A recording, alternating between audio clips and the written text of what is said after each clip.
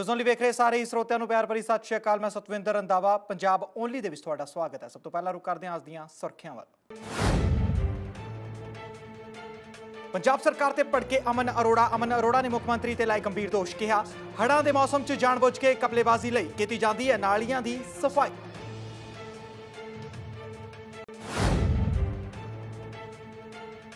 केंद्र सरकार के ऑर्डीनेंसां नूं लैके गरमाई सियासत। आम आदमी पार्टी आगुआं ने किया प्रदर्शन। आप आगू दिनेश चड्ढा ने भी ऑर्डीनेंसां की की निंदा।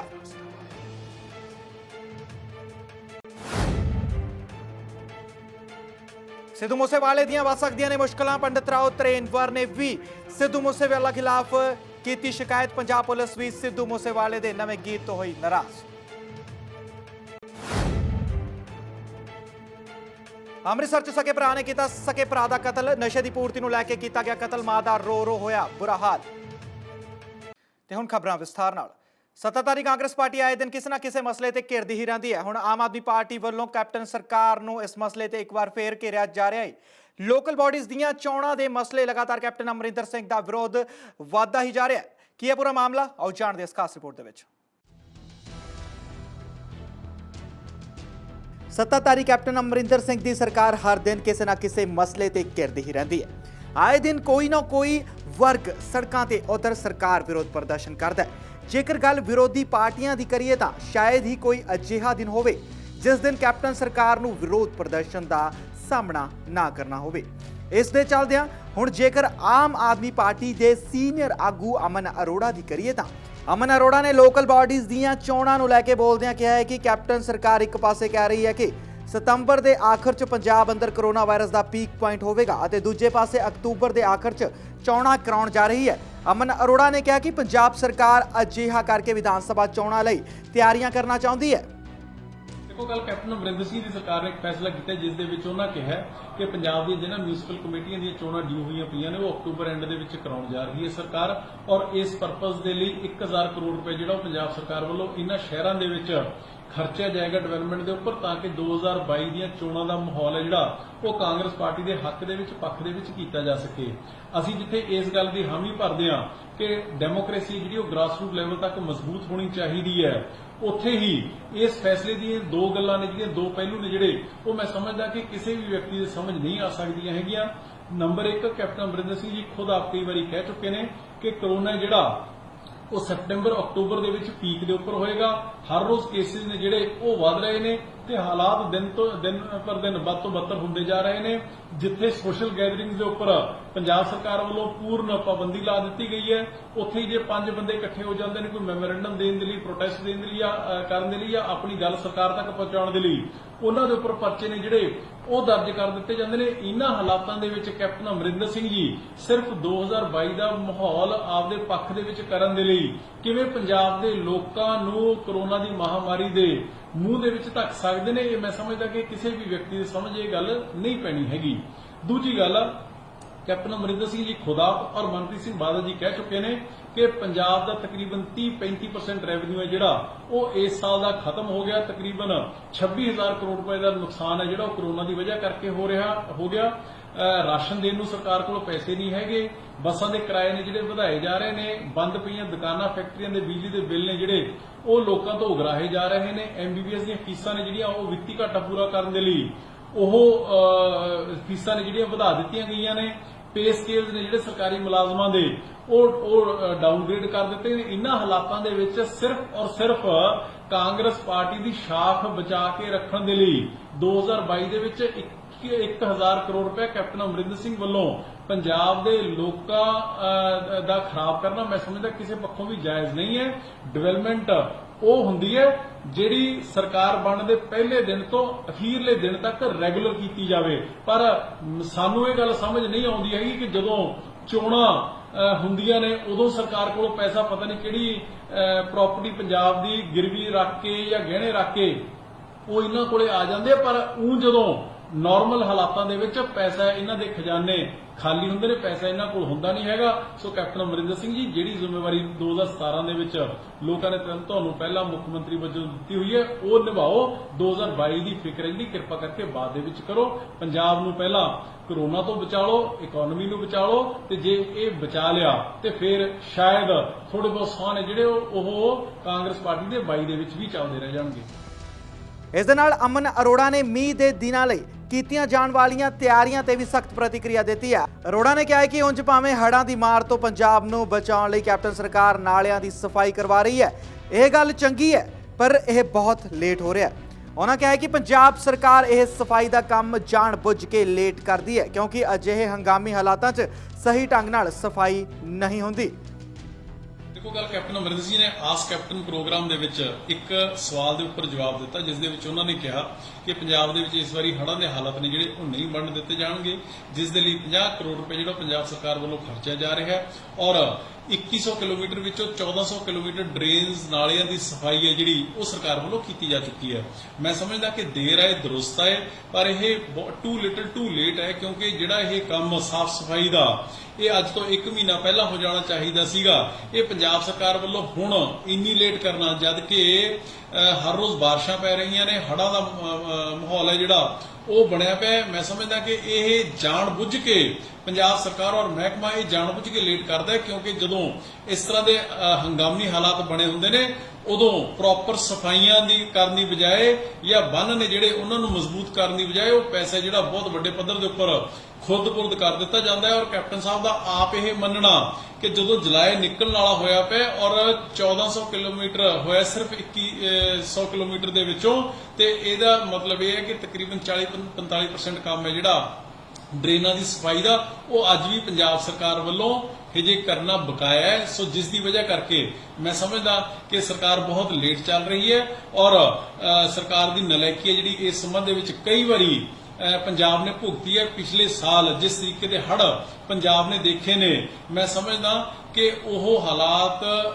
ਨਹੀਂ ਬਣਨੇ ਚਾਹੀਦੇ। ਕੈਪਟਨ ਅਮਰਿੰਦਰ ਸਿੰਘ ਤੇ ਉਹਨਾਂ ਦੀ ਸਰਕਾਰ ਨੂੰ ਕੰਪਲੀਟ ਤੌਰ ਦੇ ਉੱਪਰ ਜੇ ਇਸ ਤਰ੍ਹਾਂ ਦੇ ਕੋਈ ਹਾਲਾਤ ਬਣਦੇ ਨੇ ਹੜ੍ਹਾਂ ਦੇ ਤਾਂ ਇਸ ਨਾਕਾਮੀ ਦੇ ਲਈ ਕੈਪਟਨ ਅਮਰਿੰਦਰ ਸਿੰਘ ਤੇ ਉਹਨਾਂ ਦੀ ਸਰਕਾਰ ਨੂੰ ਜ਼ਿੰਮੇਵਾਰ ਠਹਿਰਾਇਆ ਜਾਣਾ ਚਾਹੀਦਾ ਕਿਉਂਕਿ ਇਹ ਹਰੇਕ ਵਿਅਕਤੀ ਨੂੰ ਪਤਾ ਕਿ ਇਹਨਾਂ ਦਿਨਾਂ ਦੇ ਵਿੱਚ, ਮੌਨਸੂਨ ਦੇ ਦਿਨਾਂ ਦੇ ਵਿੱਚ ਸਾਫ਼ ਸਫਾਈ ਜਿਹੜੀ ਨਾਲਿਆਂ ਡਰੇਨਾਂ ਦੀ ਉਹ ਟਾਈਮਲੀ ਹੋਣੀ ਚਾਹੀਦੀ ਹੈ ਤਾਂ ਕਿ ਹੜ੍ਹਾਂ ਤੋਂ ਲੋਕਾਂ ਨੂੰ ਬਚਾਇਆ ਜਾ ਸਕੇ। ਆਮ ਆਦਮੀ ਪਾਰਟੀ ਦੇ ਸੀਨੀਅਰ ਆਗੂ ਅਮਨ ਅਰੋੜਾ ਵੱਲੋਂ ਮੁੱਖ ਮੰਤਰੀ ਪੰਜਾਬ ਕੈਪਟਨ ਅਮਰਿੰਦਰ ਸਿੰਘ ਤੇ ਗੰਭੀਰ ਦੋਸ਼ ਲਾਏ ਗਏ ਨੇ। ਅਜਿਹੇ ਵਿੱਚ ਹੁਣ ਕਾਂਗਰਸੀ ਆਗੂਆਂ ਦੀ ਕੀ ਪ੍ਰਤੀਕਿਰਿਆ ਹੁੰਦੀ ਹੈ ਇਹ ਤਾਂ ਆਉਣ ਵਾਲਾ ਸਮਾਂ ਹੀ ਦੱਸੇਗਾ। Bureau report. ਕੇਂਦਰ ਸਰਕਾਰ ਵੱਲੋਂ ਲਿਆਂਦੇ ਗਏ 3 ਨਵੇਂ ਆਰਡੀਨੈਂਸਾਂ ਦੇ ਵਿਰੋਧ ਪ੍ਰਦਰਸ਼ਨ ਲਗਾਤਾਰ ਵਧਦੇ ਜਾ ਰਹੇ ਨੇ। ਇਸ ਦੇ ਚੱਲਦਿਆਂ ਹੁਣ ਮੋਰਿੰਡਾ ਵਿੱਚ ਕਿਸਾਨ ਜਥੇਬੰਦੀਆਂ ਅਤੇ ਆਮ ਆਦਮੀ ਪਾਰਟੀ ਵੱਲੋਂ ਸਾਂਝੇ ਤੌਰ ਤੇ ਪ੍ਰਦਰਸ਼ਨ ਕੀਤਾ ਗਿਆ। ਇਸ ਮੌਕੇ ਬੋਲਦਿਆਂ ਆਮ ਆਦਮੀ ਪਾਰਟੀ ਦੇ ਸੀਨੀਅਰ ਆਗੂ ਦਿਨੇਸ਼ ਚੱਡਾ ਵੱਲੋਂ ਵੀ ਸਖਤ ਪ੍ਰਤੀਕਿਰਿਆ ਦਿੱਤੀ ਗਈ ਹੈ। ਚੱਡਾ ਨੇ ਬੋਲਦਿਆਂ ਕਿਹਾ ਕਿ ਇਹ ਕਾਨੂੰਨ ਕਿਸਾਨੀ ਨੂੰ ਖਤਮ ਕਰਨ ਲਈ ਲਿਆਂਦੇ ਜਾ ਰਹੇ ਨੇ। ਇਸ ਮੌਕੇ ਚੱਡਾ ਨੇ ਕਿਸਾਨ ਜਥੇਬੰਦੀਆਂ ਦਾ ਸਾਥ ਦੇਣ ਦੀ ਵੀ ਅਪੀਲ ਕੀਤੀ ਹੈ। ਕਿਸਾਨ ਜਥੇਬੰਦੀਆਂ ਦੇ ਆਗੂ ਸਾਹਿਬਾਨ ਅਤੇ ਰੂਪਨਗਰ ਜ਼ਿਲ੍ਹੇ ਦੇ ਵੱਖ-ਵੱਖ ਪਿੰਡਾਂ ਚੋਂ ਜਿੰਨੇ ਕਿਸਾਨ ਵੀਰ ਪਹੁੰਚੇ ਆ, ਬਿਲਕੁਲ ਲੰਬਾ ਟਾਈਮ ਨਹੀਂ ਲੈਣਾ ਕਿਉਂਕਿ ਇੱਕ ਲੜਾਈ ਲੜਨ ਲਈ ਆਏ ਆ, ਕੋਈ ਭਾਸ਼ਣਬਾਜ਼ੀ ਕਰਨ ਲਈ ਇੱਥੇ ਆਪਾਂ ਨਹੀਂ ਇਕੱਠੇ ਹੋਏ ਆ। ਜਿਹੜੇ 3 ਆਰਡੀਨੈਂਸ ਕੇਂਦਰ ਸਰਕਾਰ ਨੇ ਪਾਸ ਕੀਤੇ ਆ ਜਿਨ੍ਹਾਂ ਦੇ ਵਿੱਚ ਐਸੈਂਸ਼ੀਅਲ ਕਮੋਡਿਟੀਜ਼ ਦਾ ਆਰਡੀਨੈਂਸ ਹੈ, the farmers produce trade and commerce ordinance ਹੈ, the farmers agreement on price and service ਦਾ ਆਰਡੀਨੈਂਸ ਹੈ। ਇਹ ਤਿੰਨੋਂ ਹੀ ਆਰਡੀਨੈਂਸ ਜਿਹੜੇ ਹੈ ਇਹਨਾਂ ਦਾ ਚਾਹੇ ਡਿਟੇਲ ਦੇ ਵਿੱਚ ਮਤਲਬ ਕੱਢਣ ਨੂੰ ਚਾਹੇ ਸਰਦਾਰ ਸੁਖਬੀਰ ਸਿੰਘ ਬਾਦਲ ਕਹੀ ਜਾਣ ਕਿ ਹਜੇ ਕਲੈਰੀਫਿਕੇਸ਼ਨ ਦੀ ਲੋੜ ਹੈ, ਪਰ ਸਾਥੀਓ ਜਿੰਨਾ ਕੁ ਕਾਨੂੰਨ ਮਾੜਾ ਮੋਟਾ ਮੈਂ ਪੜ੍ਹਿਆ, ਤੁਸੀਂ ਬਹੁਤੇ ਵਕੀਲਾਂ ਦੇ ਕੋਲ ਜਾਂਦੇ ਆ ਕਿ ਸ਼ਹਿਰੀਆਂ ਦੇ ਵਿੱਚ ਕਿਸਾਨਾਂ ਦੇ ਰੌਲੇ ਵੀ ਰਹਿੰਦੇ ਆ, ਵਕੀਲਾਂ ਦਾ ਵਾਹ ਹੈਗਾ, ਉਹਨਾਂ ਦੇ ਕੋਲੋਂ ਕਿਤੇ ਤਸੱਲੀ ਨਾਲ ਇਹ ਚੀਜ਼ ਦਾ ਗਿਆਨ ਲੈ ਲਿਓ ਕਿ ਆਹ ਜਿਹੜਾ ਆਰਡੀਨੈਂਸ ਹੈ ਇਹਨੂੰ ਪੜ੍ਹ ਕੇ ਦੱਸੋ ਕਿ ਇਹਦਾ ਮਤਲਬ ਕੀ ਨਿਕਲਦਾ। ਬਹੁਤ ਘੱਟ, ਜਿਵੇਂ ਮੈਨੂੰ ਘੱਟ ਸਮਾਂ ਮਿਲਿਆ ਉਹਦੇ ਵਿੱਚ ਇਹੀ ਦੱਸਣਾ ਚਾਹੂੰਗਾ ਕਿ ਇਹਨਾਂ ਆਰਡੀਨੈਂਸਿਸ ਦੇ ਵਿੱਚ ਜਿਹੜੇ 3 ਆਰਡੀਨੈਂਸ ਹੈ ਇਹਨਾਂ ਦੇ ਵਿੱਚ ਕੁੱਲ ਮਿਲਾ ਕੇ ਮੰਡੀਆਂ ਦੇ ਵਿੱਚ ਜੋ ਫਸਲਾਂ ਖਰੀਦੀਆਂ ਜਾਂਦੀਆਂ ਮੌਜੂਦਾ ਸਿਸਟਮ ਦੇ ਵਿੱਚ ਉਹਦੇ ਕੋਲੋਂ ਸਰਕਾਰ ਨੇ ਪੱਲਾ ਝਾੜ ਲਿਆ ਆਪਣਾ। ਉਹਦਾ ਚਾਹੇ ਹੁਣ ਅਹਿਸਾਸ ਹੌਲੀ ਹੌਲੀ ਕਰਾਵੇ, ਸਾਲ 6 ਮਹੀਨੇ ਸਟੈਪ ਬਾਈ ਸਟੈਪ ਕਰਾਵੇ, ਪਰ ਕੁੱਲ ਮਿਲਾ ਕੇ ਇਹਨਾਂ 3 ਆਰਡੀਨੈਂਸਿਸ ਦੇ ਨਾਲ ਜੋ ਮਿਨੀਮਮ ਸਪੋਰਟ ਪ੍ਰਾਈਸ ਦੇ ਉੱਪਰ ਸਾਡੀ ਫਸਲਾਂ ਦੀ ਖਰੀਦ ਮੰਡੀਆਂ ਦੇ ਵਿੱਚ ਹੁੰਦੀ ਹੈ ਉਹਦੇ ਕੋਲੋਂ ਪੱਲਾ ਝਾੜ ਲਿਆ। ਬਹੁਤੀ ਲੰਬੀ ਭਾਸ਼ਣਬਾਜ਼ੀ ਦੀ ਲੋੜ ਨਹੀਂ ਹੈ। ਸਾਰਿਆਂ ਨੂੰ ਪਤਾ ਕਿ ਭਾਵੇਂ ਕਿ ਸਾਡਾ ਸੂਬਾ ਸਾਡਾ ਦੇਸ਼ ਕਿਸਾਨੀ ਪਰ ਨਿਰਭਰ ਹੈ, ਪਰ ਕਿਸਾਨੀ ਦੇ ਸਿਰ ਪਰ ਵੋਟਾਂ ਲੈਣ ਵਾਲੇ ਲੀਡਰ ਵੱਖ-ਵੱਖ ਪਾਰਟੀਆਂ ਦੇ, ਕਿਸਾਨਾਂ ਦੇ ਆਗੂ ਕਹਾਣ ਵਾਲੇ ਲੀਡਰ ਵੋਟਾਂ ਕਿਸਾਨੀ ਪਰ ਜ਼ਰੂਰ ਲੈਂਦੇ ਨੇ, ਪਰ ਅਸਲ ਦੇ ਵਿੱਚ ਜਿਹੜੀ ਕਿਸਾਨ ਦੀ ਹਾਲਤ ਹੈ ਉਹ ਤੁਹਾਡੇ ਸਾਹਮਣੇ ਹੈ ਕਿ ਆਤਮ ਹੱਤਿਆ ਦਾ ਦਰਵਾਜ਼ਾ ਆਮ ਤੌਰ ਤੇ ਖੁੱਲ੍ਹਾ ਰਹਿੰਦਾ ਕਿਸਾਨਾਂ ਦੇ ਲਈ। ਅੱਗੇ ਸਰਕਾਰਾਂ ਦੇ ਕੋਲੋਂ ਆਸ ਰੱਖਦੇ ਸੀ ਕਿ ਜਿਹੜੀਆਂ ਬਦਲਵੀਆਂ ਫਸਲਾਂ ਹੈ, ਨਵੀਆਂ ਫਸਲਾਂ ਹੈ, ਉਹਨਾਂ ਦੇ ਖਰੀਦ ਦੇ ਕੋਈ ਨਵੇਂ ਪ੍ਰਬੰਧ ਕਰਨ, ਐਗਰੀਕਲਚਰ ਬੇਸਡ ਇੰਡਸਟਰੀ ਲੱਗੇ, ਕੋਈ ਸੁਧਾਰ ਆਵੇ, ਪਰ ਇਹ ਅੱਗੇ ਨੂੰ ਜਾਣ ਦੀ ਬਜਾਏ ਪਿੱਛੇ ਨੂੰ ਜਾ ਰਿਹਾ ਹੈ। ਹੁਣ ਆਤਮ ਹੱਤਿਆ ਤੋਂ ਵੀ ਜਿਹੜਾ ਅਗਲਾ ਰਸਤਾ ਹੈ ਉਹ ਕਿਹੜਾ ਜਾਂਦਾ ਉਹ ਤੁਸੀਂ ਆਪ ਦੇਖ ਲਓ, ਜਿਹੜਾ ਕਿ ਇਹਨਾਂ ਆਰਡੀਨੈਂਸਿਸ ਦੇ ਨਾਲ ਕੇਂਦਰ ਦੀ ਸਰਕਾਰ ਨੇ ਖੋਲਿਆ, ਜਿਹੜੇ ਪੰਜਾਬ ਦੀ ਸ਼੍ਰੋਮਣੀ ਅਕਾਲੀ ਦਲ ਜਿਹੜੀ ਕਿ ਉਹਨਾਂ ਦੇ ਨਾਲ ਭਾਗੀਦਾਰ ਵੀ ਹੈ ਗਵਰਨਮੈਂਟ ਦੇ ਵਿੱਚ, ਉਹ ਪੂਰੀ ਸਪੋਰਟ ਕਰ ਰਹੀ ਹੈ ਉਸ ਚੀਜ਼ ਦੇ ਵਿੱਚ। ਜੇਕਰ ਅੱਜ ਪੰਜਾਬ ਦੇ ਕਿਸਾਨਾਂ ਨੇ ਜਿਹੋ ਜਿਹੀ ਲੜਾਈ ਪੰਜਾਬ ਦੇ ਕਿਸਾਨ ਲੜ ਸਕਦੇ ਆ, ਭਾਵੇਂ ਕਿ ਕੁਝ ਡੰਮੀ ਸੰਗਠਨਾਂ ਦੇ ਨਾਲ ਉਸ ਲੜਾਈ ਨੂੰ ਪਿਛਲੇ ਸਮਿਆਂ ਦੇ ਵਿੱਚ ਫੇਲ ਕਰਨ ਦੀ ਕੋਸ਼ਿਸ਼ ਕੀਤੀ ਗਈ, ਪਰ ਅੱਜ ਕਰੋ ਜਾਂ ਮਰੋ ਦੀ ਲੜਾਈ ਕਿਸਾਨਾਂ ਲਈ ਹੈ। ਇੰਨੀ ਅਖੀਰ ਦੇ ਵਿੱਚ ਬੇਨਤੀ ਕਰੂੰਗਾ ਕਿ ਅੱਜ ਜੇ ਕਰੋ ਤੇ ਮਰੋ ਦੀ ਲੜਾਈ ਅਸੀਂ ਨਾ ਲੜੀ, ਜਿਹੜੇ ਕਿਸਾਨਾਂ ਦੇ ਹਾਲਾਤ ਹੈ ਸਿਰਫ ਕਿਸਾਨਾਂ ਦੇ ਨਹੀਂ ਆੜ੍ਹਤੀਆਂ ਦੇ ਵੀ, ਔਰ ਸਿਰਫ ਕਿਸਾਨਾਂ ਤੇ ਆੜ੍ਹਤੀਆਂ ਦੇ ਨਹੀਂ, ਸਾਡਾ ਪੂਰਾ ਜਿਹੜਾ ਸੂਬਾ ਹੈ ਉਹਦਾ ਚਾਹੇ ਕੋਈ ਵੀ ਕਾਰੋਬਾਰ ਹੈ, ਕੋਈ ਵੀ ਉਹਦਾ ਸਿੱਧਾ ਕਿਸਾਨੀ ਦੇ ਨਾਲ ਜੁੜਿਆ ਹੋਇਆ, ਸੂਬੇ ਦੇ ਜਿਹੜੇ ਹਾਲਾਤ ਹੈ ਬਹੁਤ ਗੰਭੀਰ ਹੋ ਜਾਣਗੇ, ਬਦਤਰ ਹੋ ਜਾਣਗੇ। ਮੁਲਕ ਦੇ ਵਿੱਚ ਵੀ ਸਾਰੇ ਚ ਮਾੜਾ ਪ੍ਰਭਾਵ ਜਾਣੇ ਜਾਣਾ। ਸੋ ਤਗੜੇ ਹੋ ਕੇ ਜਿਵੇਂ ਵੀ ਕਿਸਾਨ ਜਥੇਬੰਦੀਆਂ ਦਾ ਅਗਲਾ ਐਕਸ਼ਨ ਆਉਂਦਾ, ਅਗਲਾ ਪ੍ਰੋਗਰਾਮ ਆਉਂਦਾ, ਸਾਡੀ ਆਮ ਆਦਮੀ ਪਾਰਟੀ ਨੇ ਹਲਕਾ ਪੂਰੇ ਪੰਜਾਬ ਦੇ ਵਿੱਚ ਕਿਸਾਨ ਜਥੇਬੰਦੀਆਂ ਦੇ ਸੰਘਰਸ਼ ਨੂੰ ਸਪੋਰਟ ਕੀਤੀ ਹੈ, ਔਰ ਅੱਗੇ ਨੂੰ ਵੀ ਜਿੰਨੀ ਕਿ ਸਾਡੀ ਲੀਡਰਸ਼ਿਪ ਦੇ ਨਾਲ ਗੱਲ ਹੋਈ ਹੈ ਪੂਰੇ ਕਿਸਾਨ ਜਥੇਬੰਦੀਆਂ ਦੇ ਮੋਢੇ ਨਾਲ ਮੋਢਾ ਲਾ ਕੇ ਲੜਾਈ ਲੜਨ ਦੇ ਲਈ ਆਮ ਆਦਮੀ ਪਾਰਟੀ ਤਿਆਰ ਹੈ। ਮੈਂ ਤੁਹਾਨੂੰ ਸਾਰਿਆਂ ਨੂੰ ਬੇਨਤੀ ਕਰਦਾ ਕਿ ਪਾਰਟੀਆਂ ਜਥੇਬੰਦੀਆਂ ਤੁਹਾਡੇ ਸਿਰ ਪਰ ਹੈ। ਅੱਜ ਇਹ 3 ਆਰਡੀਨੈਂਸਾਂ ਦਾ ਸੁਨੇਹਾ ਪਿੰਡ-ਪਿੰਡ ਪਹੁੰਚਾ ਦਿਓ, ਇਹਨਾਂ ਦਾ ਮਤਲਬ ਕੀ ਹੈ, ਔਰ ਲੋਕਾਂ ਨੂੰ ਇਹ ਲੋਕਾਂ ਦੇ ਕੰਨਾਂ ਤੱਕ ਗੱਲ ਪੁੱਜਦੀ ਕਰ ਦਿਓ ਕਿ ਜੇ ਹੁਣ ਵੀ ਲੜਾਈ ਨਾ ਲੜੀ ਤਾਂ ਉਹਦੇ ਸਿੱਟੇ ਕੀ ਨਿਕਲਣਗੇ। ਕਿਸਾਨ ਏਕਤਾ ਜਿੰਦਾਬਾਦ, ਜਿੰਦਾਬਾਦ, ਜਿੰਦਾਬਾਦ। ਕਿਸਾਨ ਵਿਰੋਧੀ ਸਰਕਾਰਾਂ ਮੁਰਦਾਬਾਦ, ਮੁਰਦਾਬਾਦ, ਮੁਰਦਾਬਾਦ। ਧੰਨਵਾਦ। ਵਿਵਾਦਿਤ ਗਾਇਕ ਸਿੱਧੂ ਮੂਸੇਵਾਲੇ ਦੀਆਂ ਇੱਕ ਵਾਰ ਫੇਰ ਮੁਸ਼ਕਲਾਂ ਵੱਧ ਸਕਦੀਆਂ ਨੇ। ਦਰਅਸਲ ਹੁਣ ਸਿੱਧੂ ਮੂਸੇਵਾਲੇ ਦੇ ਨਵੇਂ ਗੀਤ ਸੰਜੂ ਤੇ ਰੇੜਕਾ ਸ਼ੁਰੂ ਹੋ ਗਿਆ। ਜਾਣਕਾਰੀ ਮੁਤਾਬਕ ਇਸ ਗੀਤ ਤੋਂ ਬਾਅਦ ਪੰਜਾਬ ਪੁਲਿਸ ਨੇ ਹਾਈ ਕੋਰਟ ਜਾਣ ਦਾ ਫੈਸਲਾ ਕੀਤਾ ਹੈ। ਇਸ ਤੋਂ ਇਲਾਵਾ ਪੰਡਿਤ ਰਾਓ ਵੀ ਇਸ ਵਿਰੁੱਧ ਮਾਮਲਾ ਦਰਜ ਕਰਵਾ ਚੁੱਕੇ ਨੇ। ਚੈਨਲਾਂ ਤੇ ਚਾਚਾ ਦੀ ਵਾਲੀ ਜੁੜ ਗਈ, ਗੱਭਰੂ ਦੇ ਨਾਲ 47 ਜੁੜ ਗਈ, ਘੱਟੋ ਘੱਟ ਸਜ਼ਾ 5 ਸਾਲ ਵੱਟਦੇ। ਪੰਜਾਬੀ ਗਾਇਕ ਸ਼ੁਭਦੀਪ ਸਿੰਘ ਸਿੱਧੂ ਜਾਂ ਫਿਰ ਇਹ ਕਹਿ ਲਓ ਸਿੱਧੂ ਮੂਸੇਵਾਲਾ ਆਏ ਦਿਨ ਸੁਰਖੀਆਂ 'ਚ ਰਹਿੰਦੇ ਨੇ। ਹਰ ਦਿਨ ਕੋਈ ਨਾ ਕੋਈ ਨਵਾਂ ਵਿਵਾਦ ਸਿੱਧੂ ਨਾਲ ਜੁੜਦਾ ਹੈ। ਵਾਇਰਲ ਵੀਡੀਓ ਦੇ ਮਾਮਲੇ 'ਚ ਜ਼ਮਾਨਤ ਮਿਲਣ ਤੋਂ ਬਾਅਦ ਸਿੱਧੂ ਮੂਸੇਵਾਲੇ ਨੇ ਇੱਕ ਅਜਿਹਾ ਗੀਤ ਕੱਢਿਆ ਜਿਸ ਦੀ ਚਾਰੇ ਪਾਸੇ ਨਿੰਦਾ ਕੀਤੀ ਜਾ ਰਹੀ ਹੈ। ਦਰਅਸਲ ਸ਼ਰੇਆਮ ਸਿੱਧੂ ਮੂਸੇਵਾਲਾ ਆਪਣੇ ਗੀਤ 'ਚ ਕਹਿ ਰਿਹਾ ਹੈ ਕਿ ਉਸ ਉੱਪਰ ਉਹ ਕੇਸ ਦਰਜ ਹਨ ਜਿਹੜਾ ਬਾਲੀਵੁੱਡ ਅਦਾਕਾਰ ਸੰਜੇ ਦੱਤ ਤੇ ਸੀ। ਆਓ ਗੱਭਰੂ ਤੇ ਕੇਸ ਜਿਹੜਾ ਸੰਜੇ ਦੱਤ ਤੇ, ਯਾਡੀ ਉੱਤੇ ਕੇਸ ਜਿਹੜਾ ਸੰਜੇ ਦੱਤ ਤੇ। ਜ਼ਿਕਰ ਖਾਸ ਹੈ ਕਿ ਸੰਜੇ ਦੱਤ ਖਿਲਾਫ ਮਹਾਰਾਸ਼ਟਰ ਸਰਕਾਰ ਵੱਲੋਂ ਟਾਡਾ ਐਕਟ ਅਧੀਨ ਕੇਸ ਦਰਜ ਕੀਤਾ ਗਿਆ ਸੀ, ਜਿਸ ਤੋਂ ਬਾਅਦ ਉਹਨਾਂ ਨੂੰ ਕਈ ਸਾਲ ਜੇਲ੍ਹ 'ਚ ਵੀ ਗੁਜ਼ਾਰਨੇ ਪਏ ਕਿਉਂਕਿ ਦੱਤ ਕੋਲੋਂ ਕੁਝ ਅਸਲਾ ਵੀ ਬਰਾਮਦ ਹੋਇਆ ਸੀ। ਇਸ ਕਾਰਨ ਸਿੱਧੂ ਮੂਸੇਵਾਲੇ ਦਾ ਵਿਰੋਧ ਹੋ ਰਿਹਾ ਅਤੇ ਇੰਜ ਲੱਗਦਾ ਹੈ ਜਿਵੇਂ ਆਰਮਜ਼ ਐਕਟ ਦੀਆਂ ਧਾਰਾਵਾਂ ਤਹਿਤ ਅਜਿਹਾ ਗੰਭੀਰ ਕੇਸ ਦਰਜ ਹੋਣ ਤੇ ਵੀ ਸਿੱਧੂ ਮੂਸੇਵਾਲਾ ਫਖਰ ਮਹਿਸੂਸ ਕਰ ਰਿਹਾ। ਹਵਾ ਦੇ ਬੋਲਿਆਂ ਤੇ ਉੱਠ ਪੈਂਦੀਆਂ, ਕਰੀ ਨਾ ਯਕੀਨ ਕਰਦਾ ਤੇ ਸੋਹਣੀਏ, ਲੰਡੂਆਂ ਨੂੰ ਸਦਾ ਪੈਂਦੀਆਂ ਨੇ ਲਾਂਤਾਂ ਤੇ ਕੇਸ ਕੂਸ ਪੈਂਦੇ ਮਰਦਾਂ ਤੇ ਸੋਹਣੀਏ। ਹੁਣ ਇਸ ਮਸਲੇ ਤੇ ਪੰਜਾਬ ਪੁਲਿਸ ਵੀ ਕਾਫੀ ਸਤਰਕ ਹੋ ਗਈ ਹੈ ਅਤੇ ਪੰਜਾਬ ਪੁਲਿਸ ਵੱਲੋਂ ਹਾਈ ਕੋਰਟ ਜਾਣ ਦਾ ਫੈਸਲਾ ਲਿਆ ਗਿਆ। ਜਾਣਕਾਰੀ ਮੁਤਾਬਕ ਇਸ ਨੂੰ ਲੈ ਕੇ ਪੰਜਾਬ ਪੁਲਿਸ ਦਾ ਕ੍ਰਾਈਮ ਬ੍ਰਾਂਚ ਵੱਲੋਂ ਮਾਮਲਾ ਵੀ ਦਰਜ ਕੀਤਾ ਗਿਆ। ਇਸ ਦੇ ਲਈ ADGP ਰੈਂਕ ਦੇ ਅਧਿਕਾਰੀ ਵੱਲੋਂ ਹਾਈ ਕੋਰਟ ਜਾਣ ਦੀ ਗੱਲ ਕਹੀ ਗਈ ਹੈ। ਇਸ ਮਾਮਲੇ ਤੇ ਪੰਡਿਤ ਰਾਓ ਵੱਲੋਂ ਵੀ ਮਾਮਲਾ ਦਰਜ ਕਰਵਾਇਆ ਗਿਆ। ਇਸ ਦੇ ਲਈ ਪੰਡਿਤ ਰਾਓ ਨੇ IG ਕ੍ਰਾਈਮ ਬ੍ਰਾਂਚ ਨੂੰ ਪੱਤਰ ਲਿਖ ਕੇ ਮੰਗ ਕੀਤੀ ਹੈ ਕਿ 26 ਜੁਲਾਈ ਨੂੰ ਸਿੱਧੂ ਮੂਸੇਵਾਲੇ ਦੇ ਗੀਤ ਸੰਜੂ ਦੀ ਆਉਣ ਵਾਲੀ ਵੀਡੀਓ ਨੂੰ ਰੋਕਿਆ ਜਾਵੇ ਕਿਉਂਕਿ ਉਸ ਵਿੱਚ ਲੋਕਾਂ ਨੂੰ ਗੁੱਸੇ ਹੋਣ ਲਈ ਉਤਸ਼ਾਹਿਤ ਕਰਨ ਵਾਲੀ ਸ਼ਬਦਾਵਲੀ ਵਰਤੀ ਗਈ ਹੈ। ਪੰਡਿਤ ਰਾਓ ਨੇ ਇਹ ਵੀ ਕਿਹਾ ਹੈ ਕਿ ਇਸ ਗੀਤ ਵਿੱਚ ਸਿੱਧੂ ਨੇ ਆਪਣੇ ਗੀਤ ਰਾਹੀਂ ਮਾਨਯੋਗ ਅਦਾਲਤ ਦਾ ਵੀ ਅਪਮਾਨ ਕੀਤਾ ਹੈ। ਜ਼ਿਕਰ ਖਾਸ ਹੈ ਕਿ ਪੁਲਿਸ ਦੀ ਮੌਜੂਦਗੀ 'ਚ ਸਿੱਧੂ ਮੂਸੇਵਾਲਾ ਫਾਇਰਿੰਗ ਕਰਕੇ ਬੁਰੀ ਤਰ੍ਹਾਂ ਫਸ ਗਿਆ ਸੀ। ਫਿਲਹਾਲ ਹੁਣ ਉਸ ਨੂੰ ਭਾਵੇਂ ਜ਼ਮਾਨਤ ਤਾਂ ਮਿਲ ਗਈ ਹੈ ਪਰ ਉਸ ਦੇ ਨਵੇਂ ਗੀਤ ਤੇ ਰੇੜਕਾ ਸ਼ੁਰੂ ਹੋ ਗਿਆ। ਨਵੇਂ ਗੀਤ 'ਚ ਉਹ ਸ਼ਰੇਆਮ ਕਹਿ ਰਿਹਾ ਹੈ ਕਿ ਪਰਚੇ ਮਰਦਾਂ ਤੇ ਹੁੰਦੇ ਨੇ, ਪਰ ਜੇਕਰ ਰਿਪੋਰਟਾਂ ਦੀ ਮੰਨੀਏ ਤਾਂ ਕਿਹਾ ਜਾ ਰਿਹਾ ਹੈ ਕਿ ਸਿੱਧੂ ਨੇ ਇਹ ਕਹਿੰਦਿਆਂ ਫਾਇਰਿੰਗ ਮਾਮਲੇ 'ਚ ਖਹਿੜਾ ਛੁਡਾਇਆ ਕਿ ਉਸਨੇ ਜਿਸ ਰਾਈਫਲ ਨਾਲ ਫਾਇਰਿੰਗ ਕੀਤੀ ਹੈ ਉਹ ਖਿਡੌਣਾ ਬੰਦੂਕ ਸੀ। Bureau report. ਪੰਜਾਬ ਦੀ ਸਿਆਸਤ ਯੂਆਪਾ ਕਾਨੂੰਨ ਨੂੰ ਲੈ ਕੇ ਲਗਾਤਾਰ ਗਰਮਾਉਂਦੀ ਜਾ ਰਹੀ ਹੈ। ਤਾਜ਼ਾ ਮਾਮਲਾ ਸੰਗਰੂਰ ਜ਼ਿਲ੍ਹੇ ਦੇ ਪਿੰਡ ਰਤਾਖੇੜਾ ਤੋਂ ਸਾਹਮਣੇ ਆਇਆ ਹੈ। ਇੱਥੇ ਦੇ ਇੱਕ ਗੁਰਸਿੱਖ ਨੌਜਵਾਨ ਵੱਲੋਂ ਖੁਦਕੁਸ਼ੀ ਕੀਤੀ ਗਈ ਹੈ। ਦਰਅਸਲ ਨੌਜਵਾਨ ਨੂੰ ਐਨਆਈਏ ਵੱਲੋਂ ਪੁੱਛਗਿੱਛ ਲਈ ਬੁਲਾਇਆ ਗਿਆ ਸੀ, ਜਿਸ ਤੋਂ ਬਾਅਦ ਨੌਜਵਾਨ ਵੱਲੋਂ ਇੱਕ ਕਦਮ ਚੁੱਕਿਆ ਗਿਆ ਕਿ ਪੂਰਾ ਮਾਮਲਾ ਆਓ ਜਾਣਦੇ ਹਾਂ। ਇਹ ਬਹੁਤ ਮੈਂ ਕਹਿ ਸਕਦਾ ਕਿ ਦੁਰਉਪਯੋਗ ਹੋ ਰਿਹਾ ਪੰਜਾਬ ਦੇ ਵਿੱਚ ਯੂਆਪਾ ਦੇ ਕਾਨੂੰਨ ਦਾ।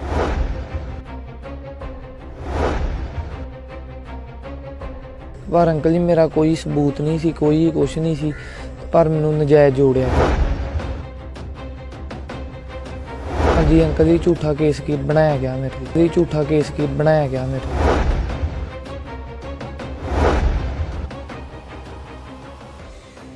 ਪੰਜਾਬ ਦੀ ਸਿਆਸਤ 'ਚ ਸ਼ਾਇਦ ਹੀ ਕੋਈ ਅਜਿਹਾ ਦਿਨ ਹੋਵੇ ਜਿਸ ਦਿਨ ਘਮਸਾਨ ਨਾ ਮੱਚਿਆ ਹੋਵੇ। ਹਰ ਦਿਨ ਨਵੇਂ ਤੋਂ ਨਵੇਂ ਮੁੱਦੇ ਤੇ ਸਿਆਸਤ ਭਖਦੀ ਹੀ ਰਹਿੰਦੀ ਹੈ ਤੇ ਅੱਜ ਜਿਸ ਮੁੱਦੇ ਤੇ ਪੰਜਾਬ ਦੀ ਸਿਆਸਤ ਗਰਮਾਈ ਹੋਈ ਹੈ ਉਹ ਹੈ ਭਾਰਤ ਸਰਕਾਰ ਦਾ ਯੂਆਪਾ ਐਕਟ। ਆਏ ਦਿਨ ਇਸ ਮੁੱਦੇ ਤੇ ਨਾ ਸਿਰਫ ਸਿਆਸਤ ਗਰਮਾਈ ਰਹਿੰਦੀ ਹੈ ਬਲਕਿ ਸੁਖਪਾਲ ਸਿੰਘ ਖਹਿਰਾ ਤਾਂ ਇਸ ਮਾਮਲੇ ਤੇ ਪੰਜਾਬ ਪੁਲਿਸ ਅਤੇ ਸੂਬਾ ਸਰਕਾਰ ਨੂੰ ਹੀ ਘੇਰਦੇ ਰਹਿੰਦੇ ਨੇ। ਯੂਆਪਾ ਐਕਟ ਕੀ ਹੈ, ਆਓ ਪਹਿਲਾਂ ਇਸ ਬਾਰੇ ਥੋੜਾ ਜਾਣ ਲੈਂਦੇ ਹਾਂ। ਯੂਆਪਾ ਐਕਟ ਯਾਨੀ ਕਿ ਅਨਲੌਫੁਲ ਐਕਟਿਵਿਸਟ ਪ੍ਰੀਵੈਂਸ਼ਨ ਐਕਟ ਭਾਵੇਂ ਪਾਸ ਹੋਇਆ ਤਾਂ ਕਾਫੀ ਲੰਬਾ ਸਮਾਂ ਹੋ ਗਿਆ, ਪਰ ਬੀਤੇ ਸਾਲ ਯਾਨੀ ਕਿ 2019 ਵਿੱਚ ਇਸ ਵਿੱਚ ਕਈ ਸੋਧ ਕੀਤੀਆਂ ਗਈਆਂ ਨੇ। ਇੱਥੇ ਜੇਕਰ ਇਸ ਕਾਨੂੰਨ ਬਾਰੇ ਖਹਿਰਾ ਦੀ ਮੰਨੀਏ ਤਾਂ ਉਹਨਾਂ ਦਾ ਕਹਿਣਾ ਹੈ ਕਿ ਇਹ ਕਾਨੂੰਨ ਇੰਨਾ ਖਤਰਨਾਕ ਹੈ ਕਿ ਇਸ ਅਧੀਨ 6 ਮਹੀਨੇ ਤੱਕ ਪੁਲਿਸ ਚਲਾਨ ਹੀ ਨਹੀਂ ਪੇਸ਼ ਕਰਦੀ। UAPA ਕਿਸੇ ਵਕਤ ਜਦੋਂ ਪੰਜਾਬ ਦੇ ਹਾਲਾਤ ਖਰਾਬ ਸੀ ਉਦੋਂ ਇਸੇ ਕਾਨੂੰਨ ਨੂੰ ਟਾਡਾ ਕਹਿੰਦੇ ਸੀਗੇ। ਕੋਈ ਜ਼ਮਾਨਤ ਨਹੀਂ ਹੋਣ ਦੇ ਚਾਂਸ, 6 ਮਹੀਨੇ ਤੱਕ ਜਿਹੜੀ ਇਨਵੈਸਟੀਗੇਟਿੰਗ ਏਜੰਸੀ ਆ ਪੁਲਿਸ ਨੂੰ ਇਹ ਅਧਿਕਾਰ ਹੈ ਕਿ ਉਹ 6 ਮਹੀਨੇ ਤੱਕ ਚਲਾਨ ਹੀ ਨਾ ਪੇਸ਼ ਕਰੇ ਅਦਾਲਤ ਵਿੱਚ। ਔਰ ਇਹਦੀ ਜਿਹੜੀ ਯੂਆਪਾ ਦੇ ਕੁਝ ਹੋਰ ਬਹੁਤ ਡਰੈਕੋਨੀਅਨ ਮੈਜਰਸ ਨੇ ਉਹਦੇ 'ਚ ਇਹ ਹੈਗਾ ਕਿ ਜਿਹੜਾ ਮੁਦਈ ਪਾਰਟੀ ਆ ਜਿਹੜਾ ਜਿਸ ਨੂੰ ਗ੍ਰਿਫਤਾਰ ਕੀਤਾ, ਜਸਪ੍ਰੀਤ ਸਿੰਘ ਗੁੱਜਰ ਨੂੰ ਗ੍ਰਿਫਤਾਰ ਕੀਤਾ, ਇਹਦੀ ਜਿਹੜੀ ਇੱਕ ਪੁਲਿਸ ਡਾਇਰੀ ਮੇਨਟੇਨ ਕਰੇਗੀ, ਉਹ ਮੁਦਈਆਂ ਨੂੰ ਦਿਖਾਉਣ ਦੀ ਲੋੜ ਹੀ ਨਹੀਂ ਗੀ। ਉਹ ਸਿੱਧਾ ਸਿਰਫ ਜੱਜ ਦੇ ਨਾਲ ਸ਼ੇਅਰ ਕੀਤੀਆਂ ਜਾ ਸਕਦੀਆਂ ਡਿਟੇਲਸ ਉਹਦੇ ਤੇ ਯੂਆਪਾ ਕਾਨੂੰਨ ਥੋਕ ਦਿੱਤਾ ਗਿਆ ਵਾ।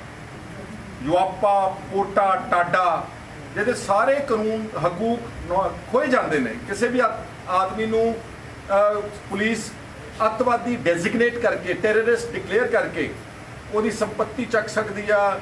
ਉਹਦੇ ਖਿਲਾਫ ਕੋਈ ਐਵੀਡੈਂਸ ਨਾ ਵੀ ਹੋਵੇ ਤਾਂ ਕਈ ਸਾਲ ਜੇਲ੍ਹਾਂ ਵਿੱਚ ਸੜਨਾ ਪੈਂਦਾ। ਤਾਂ ਤੁਸੀਂ ਸੁਣਿਆ ਕਿ ਯੂਆਪਾ ਦਾ ਕਾਨੂੰਨ ਕਿੰਨਾ ਖਤਰਨਾਕ ਹੈ ਅਤੇ ਪੰਜਾਬ ਵਿੱਚ ਤੜਾਤੜ ਇਸ ਕਾਨੂੰਨ ਤਹਿਤ ਪਰਚੇ ਦਰਜ ਕੀਤੇ ਜਾ ਰਹੇ ਨੇ।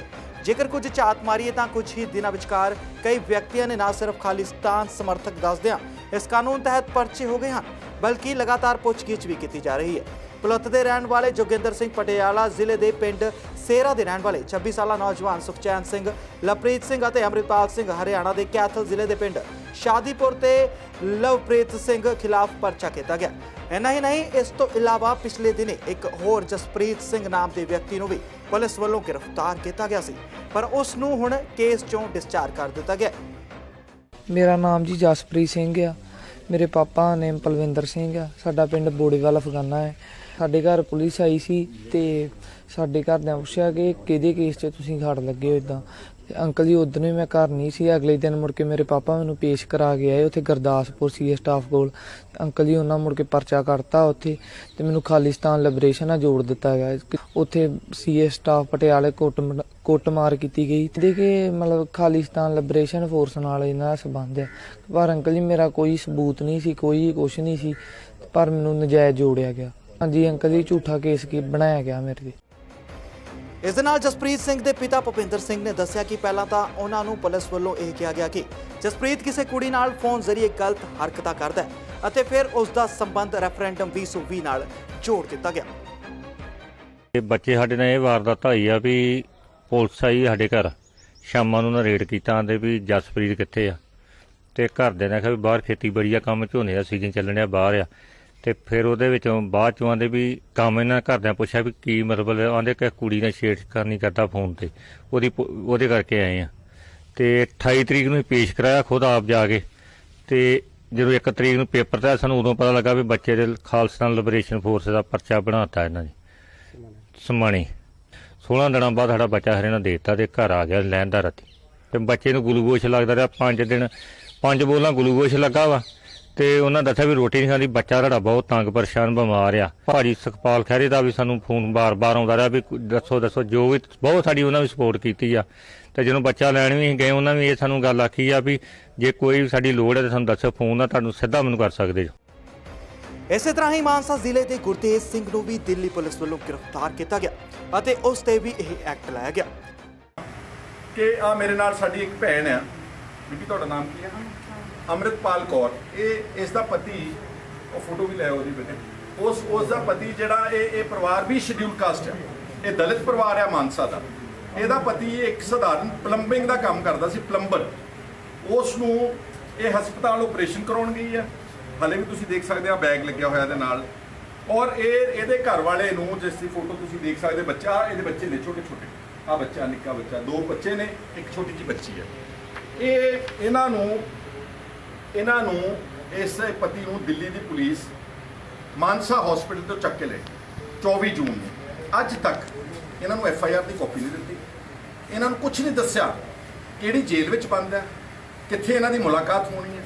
ਯਾਰ ਉਹ ਐਡਾ ਵੱਡਾ ਹਨੇਰਗਰਦੀ ਆ ਦੇਸ਼ ਦੇ ਵਿੱਚ ਕਿ ਤੁਸੀਂ ਜਿਹੜੇ ਉਹਨਾਂ ਦੇ ਹਕੂਕ ਨੇ ਕਾਨੂੰਨ ਦੇ, ਤੁਸੀਂ ਉਹਦਾ ਵੀ ਦੁਰਉਪਯੋਗ ਕਰ ਰਹੇ ਹੋ।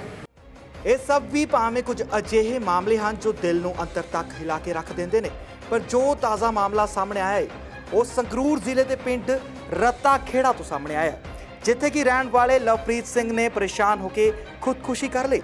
ਦਰਅਸਲ ਲਵਪ੍ਰੀਤ ਸਿੰਘ ਨੂੰ 13 ਜੁਲਾਈ ਨੂੰ NIA ਵੱਲੋਂ ਜਾਂਚ ਲਈ ਬੁਲਾਇਆ ਗਿਆ ਸੀ। ਇਸ ਦਾ ਕਾਰਨ ਸੀ ਲਵਪ੍ਰੀਤ ਸਿੰਘ ਵੱਲੋਂ ਸਾਲ 2018 ਚ ਪਾਈ ਪੋਸਟ ਅਤੇ ਉਸੇ ਸਿਲਸਿਲੇ 'ਚ NIA ਨੇ ਲਵਪ੍ਰੀਤ ਨੂੰ ਬੁਲਾਇਆ ਸੀ। ਹਾਲਾਂਕਿ ਉਸ ਨੂੰ ਭਾਵੇਂ ਛੱਡ ਦਿੱਤਾ ਗਿਆ, ਪਰ ਲਵਪ੍ਰੀਤ ਸਿੰਘ ਨੇ ਪੁਲਿਸ ਦੇ ਡਰੋਂ ਖੁਦਕੁਸ਼ੀ ਕਰ ਲਈ। ਇਹੀ ਨਹੀਂ, ਲਵਪ੍ਰੀਤ ਸਿੰਘ ਨੇ ਆਪਣਾ ਸੁਸਾਈਡ ਨੋਟ ਵੀ ਲਿਖਿਆ। ਉਸਨੇ ਲਿਖਿਆ ਕਿ ਉਸ ਦੇ ਪਰਿਵਾਰ ਨੂੰ ਤੰਗ ਪਰੇਸ਼ਾਨ ਨਾ ਕੀਤਾ ਜਾਵੇ। ਇਧਰ ਦੂਜੇ ਪਾਸੇ ਲਵਪ੍ਰੀਤ ਸਿੰਘ ਦੇ ਪਰਿਵਾਰ ਦਾ ਕਹਿਣਾ ਹੈ ਕਿ ਉਹ ਖੁਦਕੁਸ਼ੀ ਨਹੀਂ ਕਰ ਸਕਦਾ। ਇਸ ਦੇ ਨਾਲ ਹੀ ਪਿੰਡ ਦੇ ਨੰਬਰਦਾਰ ਨੇ ਦੱਸਿਆ ਕਿ ਪਹਿਲਾਂ ਕਦੀ ਵੀ ਪੁਲਿਸ ਵੱਲੋਂ ਲਵਪ੍ਰੀਤ ਦੇ ਪਰਿਵਾਰ ਨੂੰ ਕੋਈ ਜਾਣਕਾਰੀ ਨਹੀਂ ਦਿੱਤੀ ਗਈ ਸੀ। ਪੁਲਿਸ ਮੁਲਾਜ਼ਮ ਸਾਡੇ ਇੱਥੇ ਆਏ ਨੇ, ਲਵਪ੍ਰੀਤ ਸਿੰਘ ਦੇ ਘਰ ਇਹਦੇ ਡੈਡੀ ਨੂੰ ਮਿਲੇ ਨੇ। ਉਹਨਾਂ ਕਿਹਾ ਵੀ ਤੁਹਾਡੇ ਬੇਟੇ ਦੇ ਉੱਤੇ ਪਰਚਾ ਦਰਜ ਹੈ, 2018 4 ਧਾਰਾਵਾਂ ਲੱਗੀਆਂ ਹੋਈਆਂ ਨੇ ਜੀ। ਉਸ ਤੋਂ ਪਹਿਲਾਂ ਇਸ ਪਰਿਵਾਰ ਨੂੰ ਕੋਈ ਨੋਟਿਸ ਨਹੀਂ ਦਿੱਤਾ ਗਿਆ ਕਿ ਤੁਹਾਡੇ ਬੇਟੇ ਦੇ ਉੱਤੇ ਪਰਚਾ ਹੈ ਜਾਂ ਕੋਈ ਗੱਲਬਾਤ ਹੈ ਜੀ। ਉਹਨਾਂ ਕਿਹਾ ਵੀ ਤੁਸੀਂ 13 ਤਰੀਕ ਨੂੰ ਉੱਥੇ ਪੇਸ਼ ਹੋਣਾ, ਬੰਦੇ 4 ਨਾਲ ਲੈ ਕੇ ਤੁਸੀਂ ਜਾਓ। ਪਰਚਾ ਜਿਹੜਾ ਦਿੱਤਾ ਗਿਆ ਉਹ ਕਹਿੰਦੇ ਜੀ 2020 ਦਾ, ਕਹਿੰਦੇ ਇਹਨੇ ਕੋਈ ਪੋਸਟ ਪਾਈ ਸੀ ਵੀ ਮੈਂ 2020 ਦੇ ਹੱਕ ਦੇ ਵਿੱਚ ਹਾਂ। ਹੋਰ ਕੋਈ ਗੱਲ ਨਹੀਂ ਉਹਨਾਂ ਦੱਸੀ ਕਿਸੇ ਕਿਸਮ ਦੀ। ਓਕੇ ਹਾਂਜੀ। ਤੇ ਬਸ 2 ਸਾਲ ਬਾਅਦ ਤੁਸੀਂ ਨਹੀਂ ਸਮਝਦੇ ਵੀ ਦੱਸਣਾ ਚਾਹੀਦਾ ਸੀ ਪਰਿਵਾਰ ਨੂੰ, ਜਾਂ ਜੇ ਮੰਨ ਲਓ ਕੋਈ ਚੀਜ਼? ਬਿਲਕੁਲ ਜੀ, ਇਹ ਨਲਾਇਕੀ ਹੈ ਉਹਨਾਂ ਦੀ, ਜਿਨ੍ਹਾਂ ਨੇ 2 ਸਾਲ ਕੱਲਾ ਪਰਚਾ ਦਰਜ ਕਰਕੇ ਪਰਿਵਾਰ ਤੱਕ ਪਤਾ ਵੀ ਨਹੀਂ, ਉਸ ਬੱਚੇ ਤੱਕ ਵੀ ਨਹੀਂ ਪਤਾ ਹੈ ਕਿ ਮੇਰੇ ਤੇ ਪਰਚਾ ਦਰਜ ਹੋਇਆ ਹੋਇਆ। ਤੇ ਅੱਜ ਇੱਕੋ ਦਮ ਪਤਾ ਨਹੀਂ ਕਿਵੇਂ ਉਹਨਾਂ ਨੇ ਕੱਢਿਆ, ਕੀ ਗੱਲ ਕੀ ਕਹਾਣੀ, ਕੋਈ ਸਮਝ ਤੋਂ ਬਾਹਰ ਹੈ। ਮੰਗ ਕਰਦੇ ਹੋ?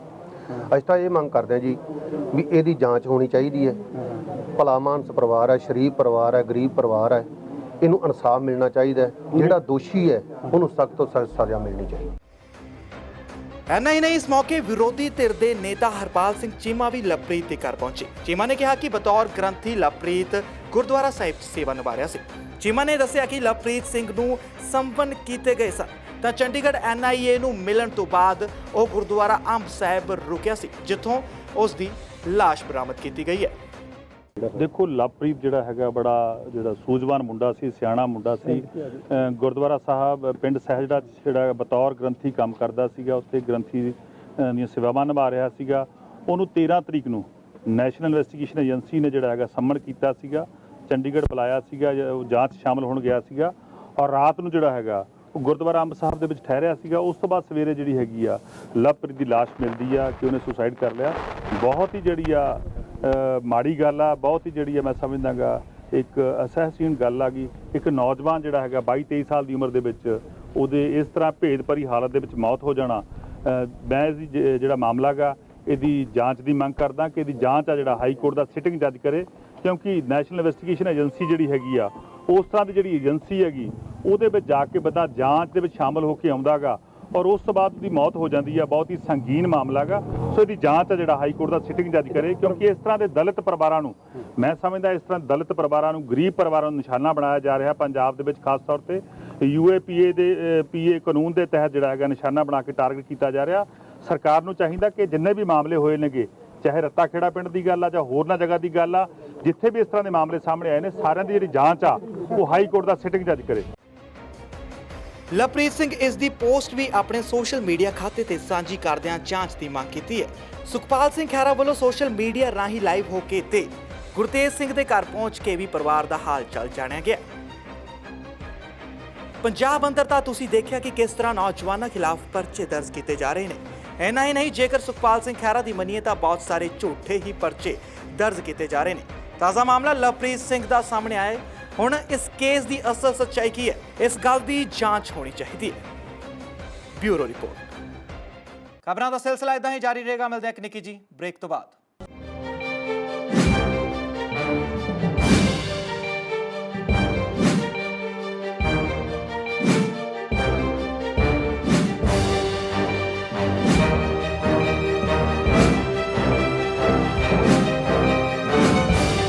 ਅੰਮ੍ਰਿਤਸਰ 'ਚ ਸਕੇ ਭਰਾ ਨੇ ਆਪਣੇ ਹੀ ਭਰਾ ਦਾ ਕਤਲ ਕਰ ਦਿੱਤਾ। ਨਸ਼ੇ ਦੀ ਪੂਰਤੀ ਨੂੰ ਲੈ ਕੇ ਇਸ ਵਾਰਦਾਤ ਨੂੰ ਅੰਜਾਮ ਦਿੱਤਾ ਗਿਆ। ਮ੍ਰਿਤਕ ਦੀ ਮਾਂ ਦਾ ਇਹ ਕਹਿਣਾ ਹੈ ਕਿ ਜੇਕਰ ਪੁਲਿਸ ਸਹੀ ਸਮੇਂ ਤੇ ਕਾਰਵਾਈ ਕਰਦੀ ਤਾਂ ਉਸ ਦਾ ਪੁੱਤਰ ਅੱਜ ਜਿਉਂਦਾ ਹੁੰਦਾ। ਖੂਨ ਦੇ ਰਿਸ਼ਤੇ ਇੰਨੇ ਸਫੇਦ ਹੋ ਚੁੱਕੇ ਹਨ ਕਿ ਹੁਣ ਭਰਾ ਹੀ ਭਰਾ ਦਾ ਕਤਲ ਕਰਨ ਤੇ ਤੁਲਿਆ ਹੋਇਆ ਹੈ। ਤਾਜ਼ਾ ਮਾਮਲਾ ਹੈ ਅੰਮ੍ਰਿਤਸਰ ਦੇ ਮਹਿੰਦਰ ਕਲੋਨੀ ਦਾ, ਜਿੱਥੇ ਸਿਕੰਦਰ ਨਾਮ ਦੇ ਭਰਾ ਵੱਲੋਂ ਆਪਣੇ ਵਿਸ਼ਾਲ ਨਾਮ ਦੇ ਭਰਾ ਦਾ ਕਤਲ ਇਸ ਲਈ ਕਰ ਦਿੱਤਾ ਗਿਆ ਕਿ ਵਿਸ਼ਾਲ ਨੇ ਸਿਕੰਦਰ ਨੂੰ ਉਸ ਦੀ ਨਸ਼ੇ ਦੀ ਪੂਰਤੀ ਲਈ ਪੈਸੇ ਨਹੀਂ ਸੀ ਦਿੱਤੇ ਅਤੇ ਇਸ ਗੱਲ ਤੋਂ ਲੈ ਕੇ ਦੋਵਾਂ ਭਰਾਵਾਂ ਵਿੱਚ ਸਵੇਰ ਤੋਂ ਹੀ ਝਗੜਾ ਹੋ ਰਿਹਾ ਸੀ। ਬਾਅਦ ਵਿੱਚ ਗੁੱਸੇ ਵਿੱਚ ਆ ਕੇ ਵੱਡੇ ਭਰਾ ਸਿਕੰਦਰ ਨੇ ਆਪਣੇ ਛੋਟੇ ਭਰਾ ਤੇ ਤੇਜ਼ਧਾਰ ਹਥਿਆਰਾਂ ਨਾਲ ਉਸ ਦਾ ਕਤਲ ਕਰ ਦਿੱਤਾ ਅਤੇ ਉਸ ਤੋਂ ਬਾਅਦ ਮੌਕੇ ਤੇ ਪੁਲਿਸ ਵੀ ਪਹੁੰਚੀ ਅਤੇ ਪੁਲਿਸ ਨੇ ਲਾਸ਼ ਨੂੰ ਕਬਜ਼ੇ 'ਚ ਲੈ ਕੇ ਪੋਸਟਮਾਰਟਮ ਲਈ ਭੇਜ ਦਿੱਤਾ। ਉੱਥੇ ਹੀ ਮ੍ਰਿਤਕ ਦੀ ਮਾਤਾ ਨੇ ਪੁਲਿਸ ਤੇ ਇਲਜ਼ਾਮ ਲਗਾਉਂਦੇ ਹੋਏ ਕਿਹਾ ਹੈ ਕਿ ਜੇਕਰ ਪੁਲਿਸ ਉਹਨਾਂ ਦੀ ਸੁਣਵਾਈ ਕਰਕੇ ਉਹਨਾਂ ਦੀ ਦਰਖਾਸਤ ਲਿਖ ਲੈਂਦੀ ਤਾਂ ਸ਼ਾਇਦ ਅੱਜ ਉਸ ਦਾ ਪੁੱਤਰ ਉਸ ਦੇ ਕੋਲ ਹੁੰਦਾ। ਝਗੜਾ ਆਇਆ ਸਵੇਰੇ ਝਗੜਾ ਆਇਆ, ਇੰਨਾ ਵੀ ਝਗੜਾ ਨਹੀਂ ਹੋਇਆ ਪੁੱਤ। ਉਹ ਦੁਕਾਨ ਤੇ ਚਲਿਆ ਗਿਆ, ਇਹਨੂੰ ਮੈਂ ਬਾਹਰ ਕੱਢ ਦਿੱਤਾ 1000 ਰੁਪਇਆ ਦੇ ਕੇ। ਇੱਕ ਬਾਹਰੋਂ ਆਣ ਕੇ ਇਹ ਨਹਾ ਧੋ ਕੇ ਕੋਠੇ ਚਲਿਆ ਗਿਆ ਵਾ। ਇਹ ਕੋਠੇ ਤੇ ਮੋਬਾਈਲ ਚ ਗਾਣੇ ਲਾ ਕੇ ਸੁਣਦਾ ਰਿਹਾ। ਇਹ ਥੱਲੇ ਉਤਰਿਆ ਨਹੀਂ, ਇਹ ਥੱਲੇ ਨਹੀਂ ਉਤਰਿਆ। ਦੋਵੇਂ ਸਗੇ ਭਰਾ ਸੀ ਜਿਹੜੇ ਲੜੇ? ਸਕੇ ਭਰਾ ਪੈਸੇ ਦਾ ਲੈਣ ਦੇਣ ਸੀ ਜਾਂ ਜਗ੍ਹਾ ਦਾ? ਪੈਸੇ ਦਾ ਲੈਣ ਦੇਣ ਨਹੀਂ, ਉਹ ਪੈਸੇ ਮੰਗਦਾ ਸੀ ਵੱਡੇ ਦੇ ਕੋਲ। ਵੱਡਾ ਦਰਬਾਰ ਸਾਹਿਬ ਹੋਟਲ ਲਵਾਉਂਦਾ ਵਾ, ਉਹਦੇ ਕੋਲ ਪੈਸੇ ਮੰਗਦਾ ਸੀ। ਮੈਂ ਕਿਹਾ ਮੇਰੇ ਕੋਲ ਪੈਸੇ ਕਿੱਥੋਂ ਆਏ ਆ? ਮੈਂ ਆਪਣੇ ਕੋਲੋਂ ਪੈਸੇ ਦੇ ਦਿੱਤੇ 500 ਰੁਪਇਆ। ਮੈਂ ਕਿਹਾ ਚੱਲ ਤੂੰ 500 ਰੁਪਇਆ ਰਾਤ ਨੂੰ ਲੈ ਲਈ, ਕੋਈ 1000 ਰੁਪਇਆ ਲੈਣਾ ਤੇ ਤੂੰ ਮੇਰੇ ਕੋਲ 500 ਰੁਪਇਆ ਤੂੰ ਹੁਣ ਲੈ ਜਾ, ਕੋਈ ਗੱਲ ਨਹੀਂ। ਮੇਰਾ ਪੁੱਤ ਝਗੜਾ ਵੀ ਕੋਈ ਨਹੀਂ ਏਦਾਂ ਹੋਇਆ। ਆ ਹੁਣ ਆਇਆ ਗੰਦ ਮੰਦ ਪੱਕਣ ਲੱਗ ਪਿਆ ਗੇਟ 'ਚ। ਮੈਨੂੰ ਵੀ ਪਤਾ ਨਹੀਂ ਗੇਟ ਕਿਤਰਾ ਖੁੱਲਿਆ, ਗੇਟ ਕਿਤਰਾ ਨਹੀਂ ਖੁੱਲਿਆ। ਮੈਂ ਤਾਂ ਗੇਟ ਹੀ ਨਹੀਂ ਸੀ ਖੋਲਦੀ। ਇਹ ਬੋਲਣ ਲੱਗ ਪਿਆ, ਉੱਤੋਂ ਆਇਆ ਮੇਰਾ ਬੱਚਾ ਇੱਥੇ ਢਹਿ ਗਿਆ। ਮੇਰਾ ਬੱਚਾ 2-3 ਜਾਂ ਤਾਂ ਢਹਿਣ ਵਾਲਾ ਨਹੀਂ ਚੀਜ਼ ਨਾਲ ਮਾਰਿਆ ਪਤਾ ਇਹ ਤਾਂ ਪੁੱਤ ਮੈਨੂੰ ਨਹੀਂ ਪਤਾ ਕਾਹਦੇ ਨਾਲ ਉਹਨੇ ਮਾਰਿਆ। ਇੱਥੇ ਹੀ ਕੁਛ ਮਾਰਦਾ ਰਿਹਾ, ਇੱਥੇ ਕੋਈ ਨੇ ਪੈਰ ਰੱਖ ਛੱਡਿਆ ਉਹਦੇ। ਆਏ ਮੇਰੇ ਪੁਲਿਸ ਕੋਲ ਮੈਂ ਜਾਂਦੀ ਰਹੀ 2-3 ਵਾਰਾਂ। ਮੈਂ ਕਹਿਣਾ, ਉਹਨਾਂ ਨੇ ਕਹਿਣਾ ਮੁੰਸ਼ੀ ਕੋਲ ਜਾਓ, ਮੁੰਸ਼ੀ ਕੋਲ ਜਾਓ। ਉਹਦਾ ਮੁੰਸ਼ੀ ਨੇ ਕਹਿਣਾ ਬਾਹਰ ਚਲੋ, ਕਰੋਨਾ ਤੁਹਾਨੂੰ ਨਹੀਂ ਪਤਾ ਕਰੋਨਾ ਵਾ। ਇਹਨਾਂ ਨੇ ਮੇਰੀ 2-3 ਵਾਰਾਂ ਬੇਇੱਜ਼ਤੀ ਕਰਕੇ ਬਾਹਰ ਕੱਢਿਆ ਥਾਣੇ ਦੇ ਵਿੱਚੋਂ। ਇਹਨਾਂ ਨੇ ਮੇਰੀ ਗੱਲ ਨਹੀਂ ਸੁਣੀ। ਮੈਂ ਕਿਹਾ ਮੇਰੇ ਬੱਚੇ ਤੇ ਪਰਚਾ ਪਾ ਦਿਓ, ਮੇਰੇ ਬੱਚੇ ਨੂੰ ਅੰਦਰ ਕਰ ਦਿਓ, ਮੇਰਾ ਬੱਚਾ ਬਚ ਜਾਂਦਾ ਅੱਜ। ਦੂਜੇ ਪਾਸੇ ਪੁਲਿਸ ਨਾਲ ਜਦੋਂ ਗੱਲਬਾਤ ਕੀਤੀ ਗਈ ਤਾਂ ਪੁਲਿਸ ਨੇ ਦੱਸਿਆ ਕਿ ਇਸ ਸੰਬੰਧੀ ਉਹ ਜਾਂਚ ਕਰ ਰਹੇ ਹਨ ਕਿ ਦੋਵੇਂ ਭਰਾ ਆਪਸ 'ਚ ਕਿਉਂ ਝਗੜਿਆ ਤੇ ਉਹਨਾਂ ਨੇ ਦੱਸਿਆ ਕਿ ਕਿਸੇ ਤੇਜ਼ਧਾਰ ਹਥਿਆਰ ਦੇ ਨਾਲ ਹੀ ਗਲੇ ਤੇ ਵਾਰ ਕੀਤਾ ਹੈ, ਜਿਸ ਨਾਲ ਇਹ ਕਤਲ ਹੋਇਆ ਹੈ। ਫਿਲਹਾਲ ਮਾਮਲੇ ਦੀ ਜਾਂਚ ਚੱਲ ਰਹੀ ਹੈ। ਇੰਨਾ ਹੀ ਹੈ ਭਰਾਵਾਂ ਦਾ ਆਪਸ ਵਿੱਚ ਭਰਾਵਾਂ ਦਾ ਝਗੜਾ ਸੀਗਾ। ਝਗੜੇ ਦੇ ਕਰਕੇ ਹੀ ਉਹਨੇ ਸੂਆ ਮਾਰ ਕੇ ਉਹਨੂੰ ਮਾਰ ਦਿੱਤਾ, ਛੋਟੇ ਭਰਾ ਨੂੰ। ਮੈਨੂੰ ਵੈਰੀਫਾਈ ਕਰ ਲੈਂਦਾ, ਮੈਂ ਤੁਹਾਨੂੰ ਕਿਲੇ ਸਰ ਇਹਨਾਂ ਵੱਲੋਂ ਇਹ ਵੀ ਕਿਹਾ ਜਾ ਰਿਹਾ ਕਿ ਥਾਣੇ ਵਿੱਚ ਆਪਾਂ ਗਏ ਸੀ ਕਾਫੀ ਵਾਰੀ ਵੀ ਇਹਨਾਂ ਨੂੰ ਕਾਬੂ ਕੀਤਾ ਜਾਵੇ। ਆਪਸ ਵਿੱਚ ਬਹੁਤ ਲੜਦੇ ਨੇ, ਆਪਸ ਵਿੱਚ ਨਸ਼ਾ ਕਰਦੇ ਸੀਗੇ, ਨਸ਼ੇ ਕਰਕੇ ਲੜਦੇ ਸੀਗੇ। ਉਹ ਮੈਂ ਬਾਕੀ ਮੈਨੂੰ ਵੈਰੀਫਾਈ ਕਰ ਲੈਂਦੇ, ਕਾਈਂਡਲੀ ਵੈਰੀਫਾਈ ਕਰ ਲੈਂਦੇ, ਕਾਈਂਡਲੀ ਵੈਰੀਫਾਈ ਕਰ ਲੈਂਦੇ। ਵਿਸ਼ਾਲ ਆ ਉਹ ਸਿਕੰਦਰ। ਪੈਸਿਆਂ ਲਈ ਰਿਸ਼ਤੇ ਅੱਜ ਦੇ ਸਮੇਂ ਤਾਰ-ਤਾਰ ਹੁੰਦੇ ਦਿਖਾਈ ਦੇ ਰਹੇ ਨੇ। ਪੰਜਾਬ 'ਚ ਨਸ਼ੇ ਲਈ ਜੇਕਰ ਇਸੇ ਤਰ੍ਹਾਂ ਹੀ ਕਤਲ ਹੁੰਦੇ ਰਹੇ ਤਾਂ ਰਿਸ਼ਤਿਆਂ ਤੋਂ ਆਉਣ ਵਾਲੀ ਪੀੜ੍ਹੀ ਦਾ ਭਰੋਸਾ ਉੱਠ ਜਾਵੇਗਾ। ਅੰਮ੍ਰਿਤਸਰ ਤੋਂ ਪੱਤਰਕਾਰ ਲਲਿਤ ਸ਼ਰਮਾ ਦੀ ਰਿਪੋਰਟ।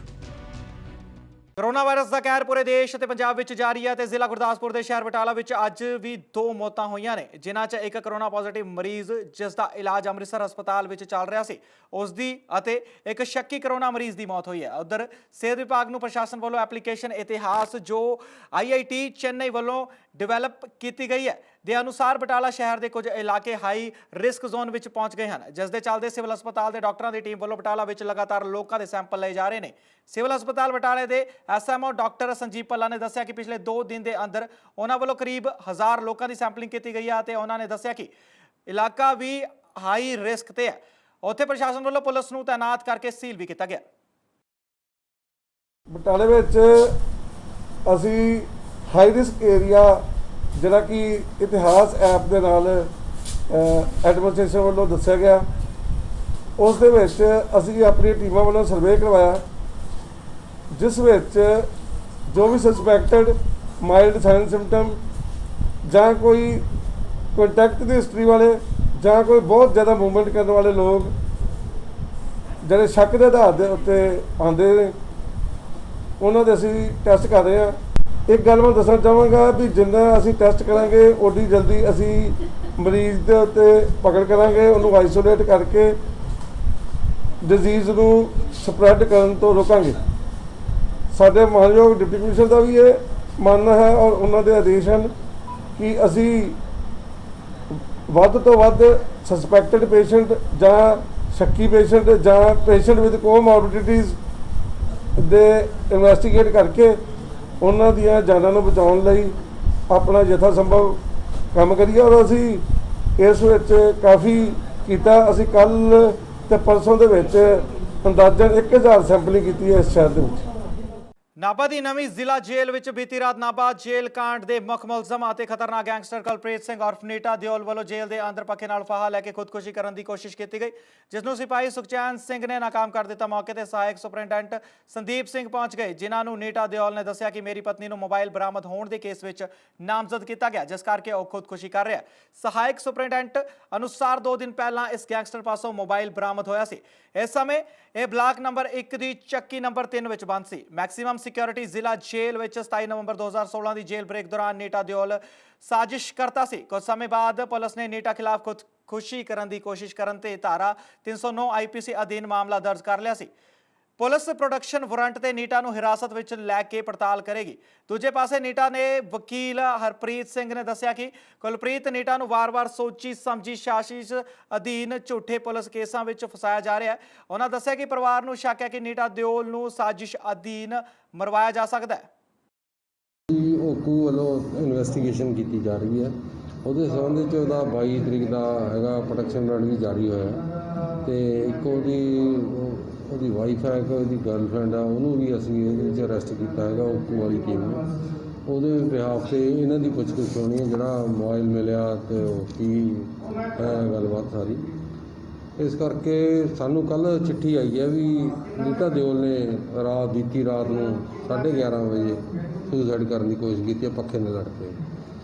ਹੁਣ ਅਸੀਂ ਲਿਆਵਾਂਗੇ ਉਹਨੂੰ ਪ੍ਰੋਟੈਕਸ਼ਨ ਤੇ ਪੁੱਛਗਿੱਛ ਦੇ ਦੌਰਾਨ ਪਤਾ ਲੱਗੂਗਾ ਵੀ ਕੀ ਗੱਲ ਸਾਹਮਣੇ ਆਈ। ਕੋਸ਼ਿਸ਼ ਕਿਉਂ ਕੀਤੀ, ਕੀ ਕਾਰਨ?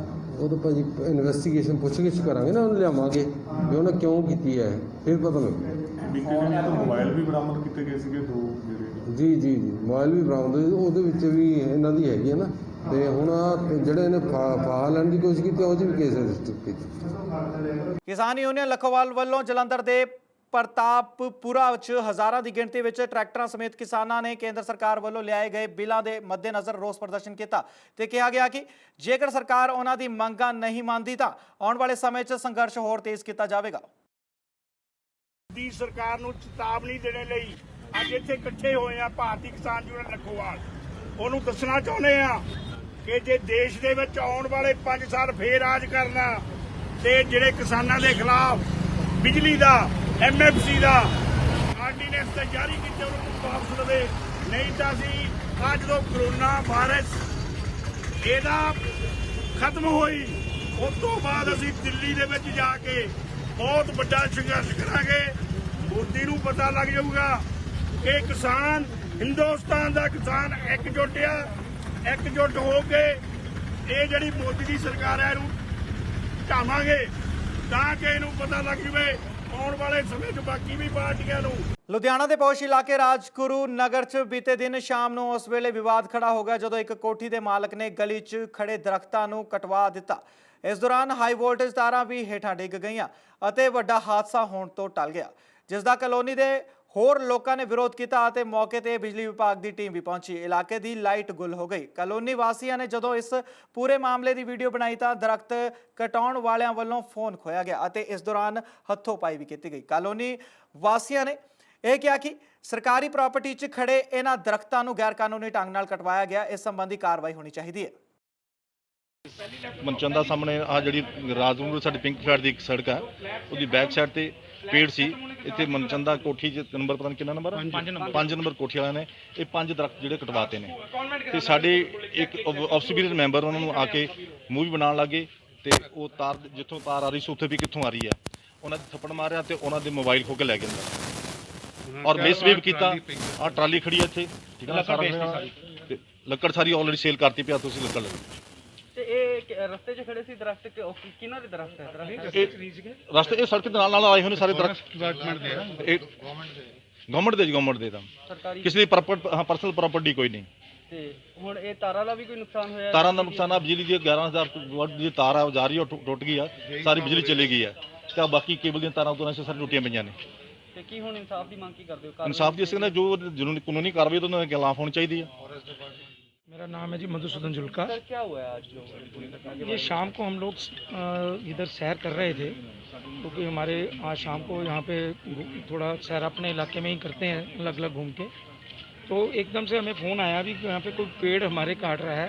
जो पिंक फ्लैट्स के बैक साइड के ऊपर पेड़ हैं जो काफ़ी मेहनत से उगाए हैं इतने सालों से, तो हमें जैसे ही पता लगा तो हम लोग यहाँ पर आए तो आकर देखा कि ये 2-3 पेड़ जो हैं यहाँ पर काटे हुए हैं। तो पता किया भी किसने काटे हैं। वो ट्रॉली में पेड़ जो कटे हुए पेड़ हैं वो लेकर के जा रहे थे, तो हमने उनको रोक लिया भी ये किसने काटे हैं पेड़, किसके कहने पे आपने काटे? तो उन्होंने बताया 5 नंबर कोठी है, मिस्टर मनचंदा कोई रहते हैं।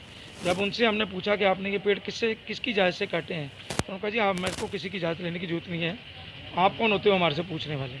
इनकी वजह से ये 11,000 वाट की एक यहाँ पे लाइन भी जाती है वोल्ट की, जो आगे MBD माल की तरफ जो सारी जो सप्लाई देते हैं, वो भी पेड़ के गिरने से वो भी सारी जो है सप्लाई बंद हो गई। आप अगर देखें यहाँ पे तो बिजली बोर्ड के भी लोग आए हुए हैं और वो सारे इस चीज़ को देख रहे हैं कि अगर ये कहीं किसी के ऊपर गिर जाती तो किसी के जान माल की भी इसमें नुकसान हो सकता था। और ये जो पेड़ ये जो काटे हैं किसी की इजाज़त के बगैर, किसी से बिना पूछे, और हमारी सरकार ये बोलती है कि इसको आप पेड़ों को लगाइए और ये यहाँ पर जो है ये बिना किसी की इजाज़त से कटिंग कर रहे हैं, तो ये बहुत ज़्यादा दुखदाई है और डेंजरस भी है। हम चाहते हैं इसके ऊपर प्रॉपर एक्शन हो ताकि लोगों को सबक मिले कि आगे से ऐसा कोई काम कोई ना रेजिडेंट ऐसा कोई काम ना कर सके। संतोख सिंह एएसआई थाना साबा नगर जी। ਕਿਹੜੀ ਜਗ੍ਹਾ ਪਹੁੰਚੇ ਤੇ ਕੀ ਮਾਮਲਾ ਸਰ? ਇੱਥੇ ਰਾਜਗੁਰੂ ਨਗਰ ਨਾਲ ਇੱਕ ਪਿੰਕ ਫਲੈਟਾਂ ਦੇ ਕਿਤੇ ਕੰਪਲੇਂਟ ਆਈ ਸੀ, ਫੋਨ ਆਇਆ ਸੀ ਕਿ ਇੱਥੇ ਕੋਈ ਦਰਖਤ ਕੱਟ ਰਿਹਾ ਵਾ, ਦਰਖਤ ਕੱਟ ਕੇ ਟਰਾਲੀ ਤੇ ਲੱਦ ਕੇ ਲੈ ਕੇ ਜਾ ਰਿਹਾ। ਹੁਣ ਅਸੀਂ ਮੌਕਾ ਦੇ ਇੱਥੇ ਆਪਣੇ ਪਹੁੰਚੇ ਹਾਂ। ਉਹ ਟਰੈਕਟਰ ਡਰਾਈਵਰ ਮਿਲਿਆ ਇੱਕ ਆਪਣਾ ਤੇ ਜਿਹੜੇ ਦਰਖਤਾਂ ਵਾਲੀ ਟਰਾਲੀ ਆ ਉਹ ਆਪਣੇ ਥਾਣੇ ਲੈ ਕੇ ਜਾ ਰਹੇ ਆ ਤੇ ਬਾਕੀ 2 ਧਿਰਾਂ ਨੂੰ ਸੱਦਿਆ ਵਾ, ਜੋ ਵੀ ਹੈਗੀ ਬਣਦੀ ਕਾਰਵਾਈ ਜੋ ਕੰਪਲੇਂਟ ਦੇਣਗੇ। ਅਜੇ ਕੰਪਲੇਂਟ ਨਹੀਂ ਸਾਨੂੰ ਦਿੱਤੀ ਕੋਈ, ਇਹਨਾਂ ਨੇ ਕੰਪਲੇਂਟ ਦੇਣਗੇ ਉਹਦੇ ਮੁਤਾਬਕ ਜੋ ਕਾਰਵਾਈ ਆਪਣੇ ਬਣਦੀ ਕੀਤੀ ਜਾਊਗੀ। ਜਿਹੜੇ ਕੋਈ ਗਲਤ ਕੰਮ ਕੀਤਾ ਵਾ ਉਹ ਤੇ ਕਾਰਵਾਈ ਕੀਤੀ ਜਾਊਗੀ। ਜਾਂਦੇ ਜਾਂਦੇ ਇੱਕ ਵਾਰੀ ਫਿਰ ਰੁਕ ਕਰਦੇ ਹਾਂ ਅੱਜ ਦੀਆਂ ਸੁਰਖੀਆਂ ਵੱਲ। ਪੰਜਾਬ ਸਰਕਾਰ ਤੇ ਭੜਕੇ ਅਮਨ ਅਰੋੜਾ ਨੇ ਮੁੱਖ ਮੰਤਰੀ ਤੇ ਲਾਏ ਗੰਭੀਰ ਦੋਸ਼। ਕਿਹਾ ਹੜ੍ਹਾਂ ਦੇ ਮੌਸਮ 'ਚ ਜਾਣਬੁੱਝ ਕੇ ਕਪਲੇਬਾਜ਼ੀ ਲਈ ਕੀਤੀ ਜਾਂਦੀ ਹੈ ਨਾਲੀਆਂ ਦੀ ਸਫਾਈ।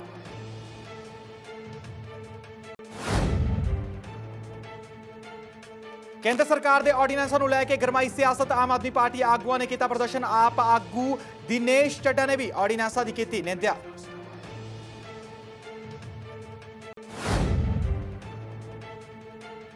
ਸਿੱਧੂ ਮੂਸੇਵਾਲੇ ਦੀਆਂ ਵੱਧ ਸਕਦੀਆਂ ਨੇ ਮੁਸ਼ਕਲਾਂ। ਪੰਡਿਤ ਰਾਓ ਤਰੇਨਵਰ ਨੇ ਵੀ ਸਿੱਧੂ ਮੂਸੇਵਾਲਾ ਖਿਲਾਫ ਕੀਤੀ ਸ਼ਿਕਾਇਤ। ਪੰਜਾਬ ਪੁਲਿਸ ਵੀ ਸਿੱਧੂ ਮੂਸੇਵਾਲੇ ਦੇ ਨਵੇਂ ਗੀਤ ਤੋਂ ਹੋਈ ਨਾਰਾਜ਼। ਅੰਮ੍ਰਿਤਸਰ 'ਚ ਸਕੇ ਭਰਾ ਨੇ ਕੀਤਾ ਸਕੇ ਭਰਾ ਦਾ ਕਤਲ। ਨਸ਼ੇ ਦੀ ਪੂਰਤੀ ਨੂੰ ਲੈ ਕੇ ਕੀਤਾ ਗਿਆ ਕਤਲ। ਮਾਂ ਦਾ ਰੋ ਰੋ ਹੋਇਆ ਬੁਰਾ ਹਾਲ। ਅੱਜ ਦੇ ਬੁਲੇਟਿਨ ਦੇ ਵਿੱਚ ਇੰਨਾ ਹੀ। ਮੈਨੂੰ ਦਿਓ ਇਜਾਜ਼ਤ। ਸਤਿ ਸ਼੍ਰੀ ਅਕਾਲ।